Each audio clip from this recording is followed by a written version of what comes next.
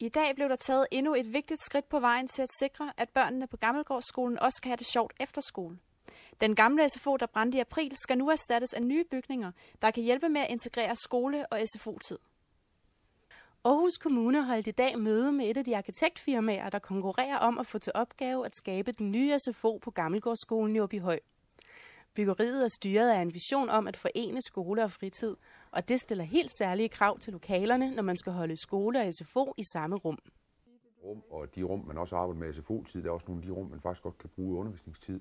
Og andet så er der også i undervisningsmiljøet, der er også nogle ting af det, som de bruger i undervisningsmiljøet, som vi godt kan bruge i fritidsmiljøet. Rum er et ord, der kendetegner visionerne for den nye SFO. På Gammelgårdsskolen tales der meget om rumtypologi, det vil sige forskellige typer af rum, som skal designes til at tilgodese de forskellige behov, børn har. Vi har arbejdet i en proces omkring at lave nogle rumtypologier på, hvad er det for nogle ting, vi gerne skulle kunne arbejde med i SFO'en.